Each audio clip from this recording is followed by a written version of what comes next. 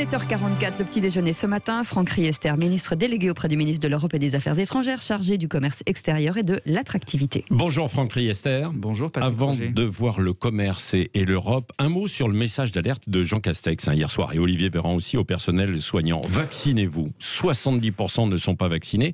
Est-ce qu'il faut aller jusqu'à une obligation? Comment l'explique-t-on au gouvernement?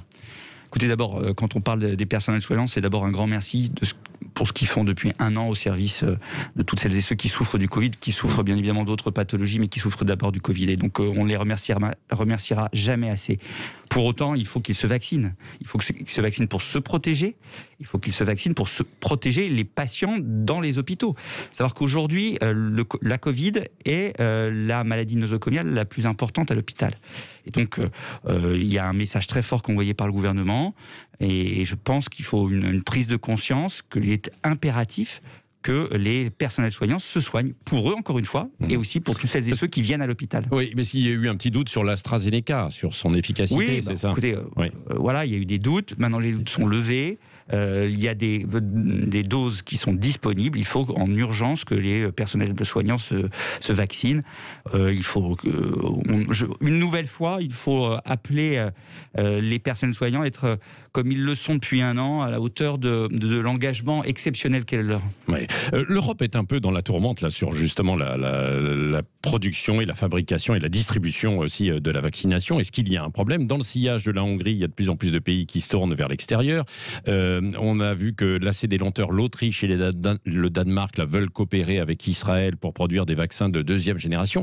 Est-ce qu'il y a un gros problème quand même au niveau européen, vous qui êtes en charge aussi de l'Europe? Alors deux choses. D'abord, on voit bien que cette pandémie, on n'était pas prêt à différents titres. On en a parlé suffisamment il y a un an sur les masques. Oui. On le voit aujourd'hui sur l'organisation de l'approvisionnement et la fabrication des vaccins.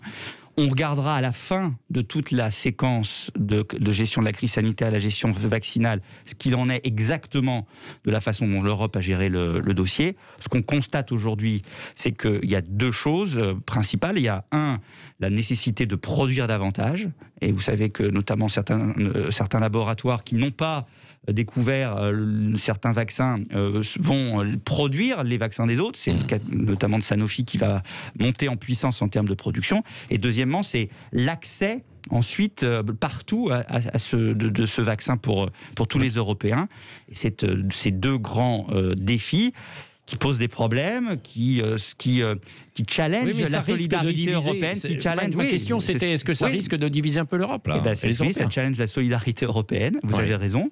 Et nous appelons tous les pays européens à rester dans cette solidarité qui nous paraît être la force de l'Europe et qui permet à la fois d'avoir des sécurités pour celles et ceux qui vont être vaccinés, parce que on a choisi d'avoir des contrôles très stricts justement pour à la fois s'assurer de la sécurité, rassurer les femmes et les hommes qui sont vaccinés. Et puis deuxièmement, parce qu'on considère que la solidarité, ça permet que tous puissent bénéficier des bienfaits des vaccins, que certains pays passent entre guillemets sur le côté de cette solidarité européenne pour avoir le beurre. Oui, mais c'est parce qu'ils veulent aller plus vite. C'est un sujet. C'est un sujet. Vous êtes en charge aussi. Vous savez, pourquoi c'est un sujet? Parce que quand on prend des vaccins qui ne sont pas validés par l'Agence européenne de santé, ça pose des questions de sécurité pour celles et ceux qui vont aussi bénéficier de ces vaccins. Et donc, c'est pas simplement parce que, il faut jouer que la solidarité européenne, parce que l'Europe l'a décidé, donc on doit faire exactement comme l'Europe l'a fait. C'est parce qu'on a fait ce choix-là pour garantir la sécurité de ceux qui sont vaccinés. Et donc, d'aller chercher des vaccins sans passer par ces sécurités-là, c'est dangereux pour les populations. Vous êtes en charge du commerce extérieur et de l'attractivité. La balance commerciale a pâti de la crise sanitaire, 7 milliards en moins à peu près. C'était redouté. Est-ce que ça fragilise beaucoup nos entreprises qui exportent notamment et notre secteur? Je pense par exemple au tourisme ou l'aéronautique. Oui, vous avez raison. Alors, il y a eu 7 milliards effectivement d'accroissement de notre déficit commercial de biens en 2020. Quand on voit la violence de la crise, c'est quand même un chiffre qui est pas... on aurait pu craindre pire. On a limité les dégâts, c'est ce que vous dites. On aurait pu craindre pire. Ouais. Et on a été particulièrement, nous, touchés en France, parce qu'on a deux secteurs pour lesquels on a beaucoup de force à l'international, que sont l'aéronautique et le tourisme, qui ont été particulièrement impactés par la crise Covid. Et donc on est particulièrement touché. Pour autant, on voit que notre économie est résiliente, y compris au niveau des exportations, puisque à la fin de 2020, nous étions venus quasiment au niveau des exportations de 2019, 93% en décembre, et avec une réduction chaque mois du déficit commercial. Pourquoi ? Parce que les entreprises se sont remis à exporter à partir du printemps, de plus en plus nombreuses, pour revenir là aussi au même nombre d'entreprises, ou quasiment le même nombre d'entreprises exportatrices à la fin de l'année 2020. Autour de 128 000 entreprises exportatrices. Ce qui est beaucoup plus d'ailleurs qu'il y a 2 ou 3 ans.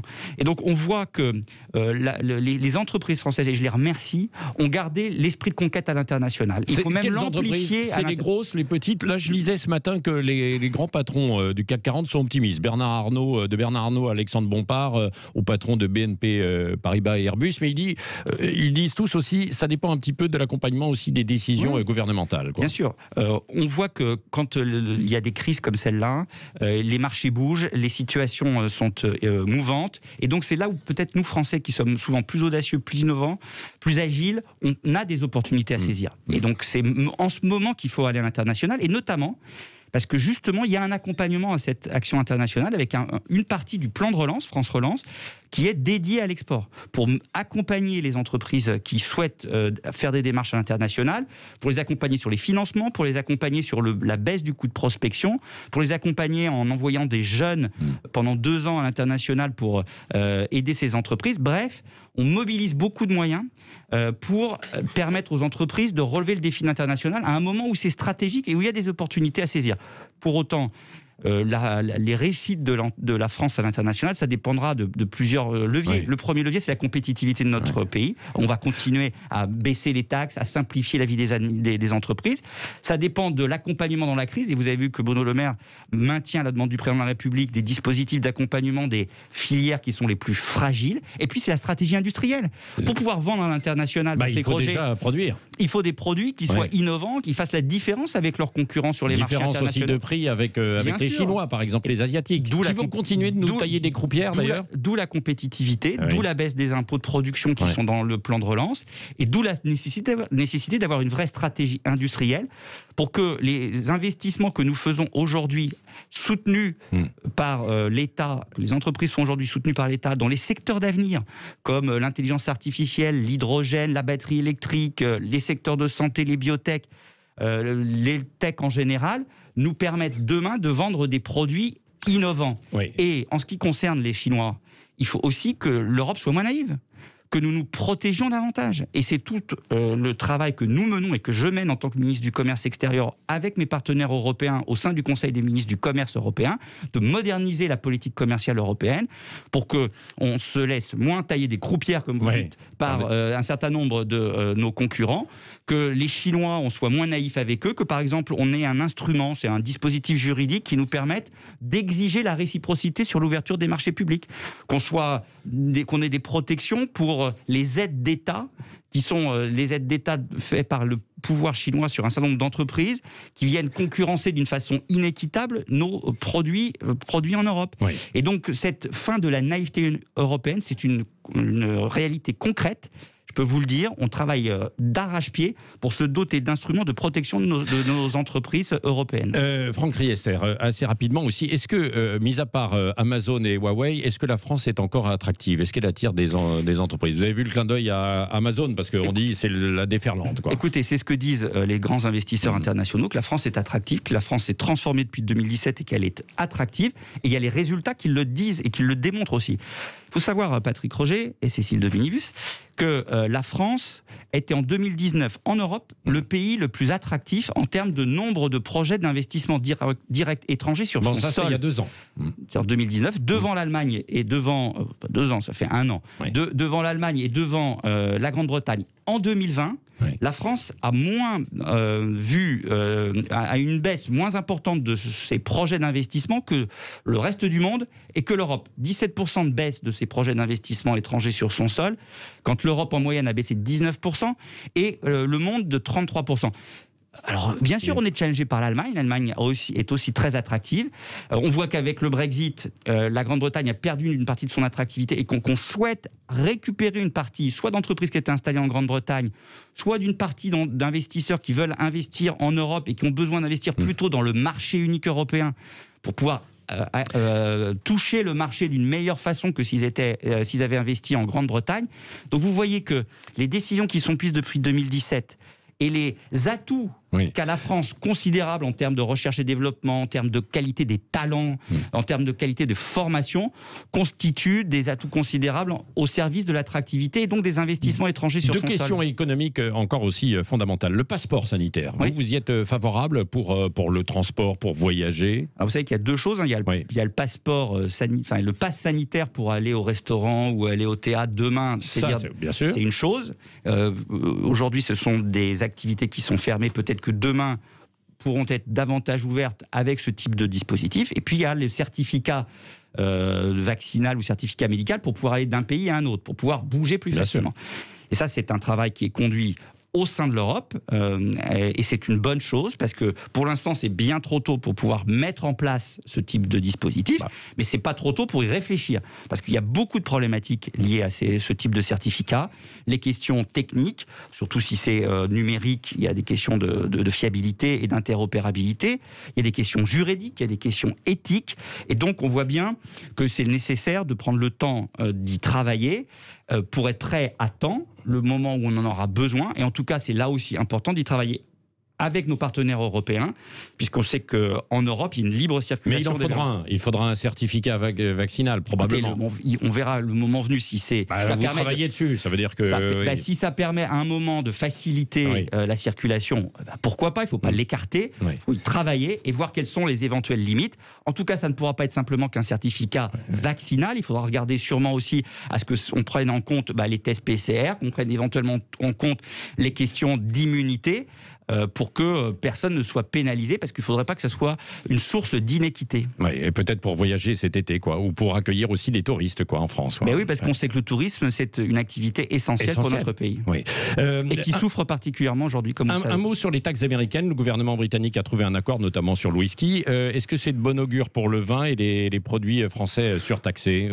Oui, c'est de bon augure. Et ce qui est de bon augure aussi, c'est les signaux positifs qu'envoyait l'administration américaine depuis quelques jours. Le retour dans l'accord de Paris, la levée du veto sur la nomination de la nouvelle directrice générale de l'OMC, le fait que vous l'avez suivi, ils souhaitent travailler à une fiscalité internationale sur les services numériques, ce qui était la demande de la France, et d'y travailler au sein de l'OCDE. Et Catherine Tai, qui est la nouvelle ministre du Commerce extérieur, mon homologue américaine, a dit dans son audition au Sénat qu'elle était favorable à sortir par le haut de justement ce contentieux Boeing-Airbus, qui est à l'origine des taxes sur les vins et spiritueux français. Et donc, on peut avoir un espoir et d'être relativement optimiste sur une issue favorable, en tout cas un signal favorable envoyé par les États-Unis de suspension pendant X mois des taxes sur les vins et spiritueux et sur l'aéronautique, en tout cas surtout sur les vins et spiritueux, parce que ce sont les premières victimes collatérales de ce contentieux, pour nous laisser le temps de sortir par le haut du contentieux Boeing-Airbus, ce qui permettrait de lever à ce moment-là toutes les taxes sur tous les secteurs d'activité. Vous savez, cette guerre commerciale avec les États-Unis, elle est ridicule. Elle a été menée par Donald Trump. Nous l'avons subie, mais nous avons défendu les intérêts européens et nous allons continuer de le faire. Mais il faut les défendre, comme vous l'avez dit tout à l'heure. Il ne faut pas être naïf face aux Chinois. Exactement, c'est ce qu'il a fait aussi. Il ne faut pas être naïf vis-à-vis des Américains non plus. C'est pour ça que nous ne nous sommes pas laissés faire. Nous avons appliqué notre propre taxe qui fait bouger aujourd'hui l'administration américaine. Et j'espère qu'avec le changement d'administration, la nouvelle ministre va envoyer un signal fort à l'Union européenne. Question avec Cécile de Ménébus, Franck Riester. Cette semaine, la gauche de la Macronie a été choquée par l'attitude de certains responsables de gauche et d'électeurs qui annonceront qu'ils ne s'opposeraient pas à Marine Le Pen en cas de deuxième tour face à Emmanuel Macron. Est-ce que ça veut dire que cette gauche se sent délaissée, ou est-ce que ça veut parce que Emmanuel Macron fait une politique trop à droite? Écoutez, d'abord, ce débat sur le vote au deuxième tour de l'élection présidentielle est un peu surréaliste. On est en pleine crise sanitaire, une crise économique, faut relancer l'économie. C'est plus d'un an l'élection présidentielle, que beaucoup de responsables politiques passent beaucoup de temps à parler de ça plutôt que de se concentrer sur l'essentiel. Ça me surprend toujours. Pour autant, Emmanuel Macron, il a eu cette force, et je crois qu'elle était attendue par nos compatriotes, c'est qu'à un moment donné, on peut avoir une culture politique, un parcours politique à gauche, à droite, au centre, ailleurs, ou pas de parcours politique, et de se retrouver autour d'un projet au service de l'intérêt général, dépasser les clivages politiques. C'est très gaulliste. Moi aussi, j'ai commencé à l'époque jeune militant RPA parce que je croyais au général de Gaulle et au parti qui se revendiquait du général de Gaulle. Parce que justement, on peut avoir des idées. Moi, je suis quelqu'un de droite, j'ai une culture politique de droite, je me sens de droite. Et pour autant, je pense qu'à un moment donné, il faut sortir des clivages partisans pour l'intérêt général, dépasser les clivages. C'est un faux débat, en fait ? Et donc, oui, c'est un faux débat. Et moi, je pense que ce qui est la force, encore une fois, d'Emmanuel Macron, c'est d'avoir su écouter ce que nous disent nos compatriotes qui disent ok, c'est bien qu'il y ait un débat politique, c'est bien qu'il y ait des partis politiques, ça fait vivre la démocratie, mais à un moment donné, arrêtez d'être d'abord à mettre la question partisane ou clanique avant tout autre intérêt. L'intérêt, ce que vous devez mettre en premier, c'est l'intérêt général. Et à un moment donné, il n'y a pas de bonne idée de gauche ou il n'y a pas de bonne idée de droite, il y a des idées qui sont utiles et efficaces pour notre pays en matière économique, en matière de sécurité, en matière d'environnement. Oui. Vous avez envoyé un petit message de soutien à Nicolas Sarkozy ou pas cette semaine ? Nicolas Sarkozy, quelqu'un que je respecte beaucoup, oui. et je le respecte en tant qu'homme. Parce qu'il dit qu'il a reçu beaucoup de messages. Et je le respecte en tant qu'ancien président de la République, en tant que responsable politique. Merci Franck Riester, ministre délégué auprès du ministre de l'Europe et des Affaires étrangères, en charge du commerce extérieur et de l'attractivité, qui était l'invité de Sud Radio ce matin. On est un petit peu en retard, le journal de 8h dans un instant. Oui, exactement, à tout de suite.